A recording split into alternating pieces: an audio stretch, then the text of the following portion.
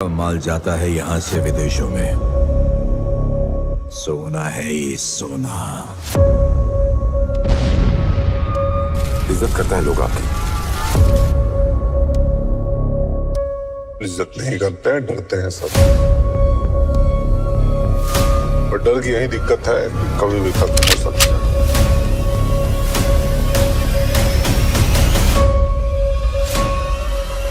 हम सब अपनी लड़ाई लड़ रहे हैं। नमस्कार दोस्तों, आप देख रहे हैं आपका अपना बेहतरीन चैनल बॉलीग्रैड स्टूडियोज। दोस्तों, यूपी के औरैया जिले के बबाइन गांव में एक टूटे मकान में 4 बहनें 2 भाई अपने माँ बाप के साथ सो रहे थे। अचानक तेज बारिश होने लगी, फिर घर के बाहर गोली चलने की आवाज आई।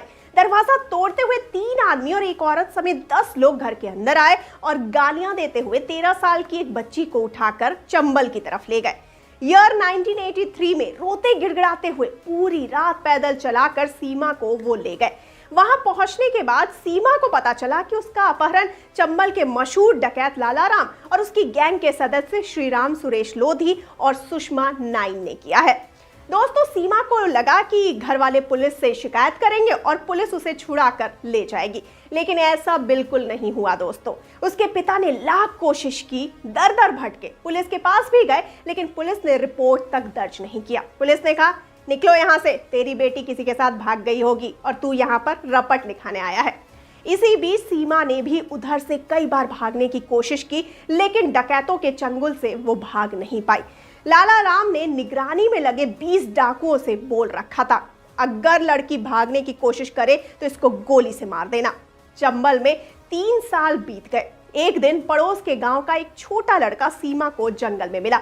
उसने सीमा को बताया, बुआ बुआ, पुलिस ने तुम्हारे माँ बाप और भाई को जेल में डाल दिया है। उसने लाला राम से पूछा, मैंने तो कुछ भी नहीं किया है, बंदूक को हाथ तक नहीं लगाया है, फिर मेरे माँ बाप के साथ ऐसा बर्ताव आखिर क्यों हो रहा है?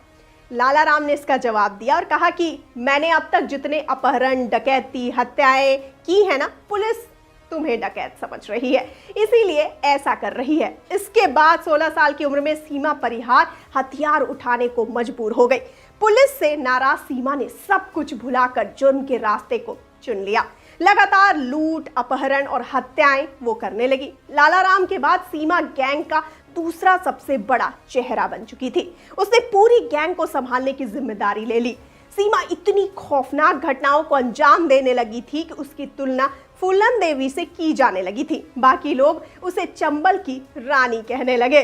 दोस्तों, सीमा का नाम अखबारों की सुर्खियां बनने लगा। अब सीमा की गैंग के पास ठीक ठाक पैसा हो चुका था। पूरे चंबल में सीमा की तूती बोलने लगी।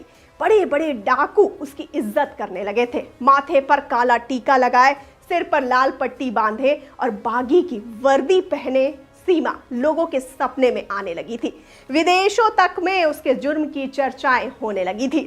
दोस्तों, जेल से निकलने के 3 साल बाद साल 2007 में सीमा के ऊपर वाउंडेड नाम की एक फिल्म बनाई गई, तो सीमा परिहार ने एक्टिंग का रास्ता चुना और खुद इसमें मेन लीड का किरदार निभाया था।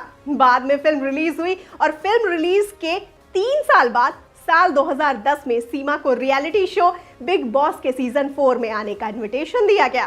सीमा ने बिग बॉस में आने के बाद भी खूब सुर्खियां बटोरी थी। अब सीमा अपने 23 साल के बेटे के साथ सामान्य जिंदगी बिता रही है। तो दोस्तों, आपको ये कहानी कैसी लगी? क्या ऐसा हो सकता है कि ये कहानी बड़े पर्दे पर KGF 3 के रूप में हम सभी को देखने को मिले? अगर आपकी राय हाँ है तो हमें कमेंट बॉक्स में अपनी राय जरूर बताइए और साथ ही जाते जाते इस वाले वीडियो को कर दीजिए लाइक और शेयर। चैनल को सब्सक्राइब करना बिल्कुल ना भूलिए। मुझे यानी श्रुति को दीजिए इजाजत। नमस्कार।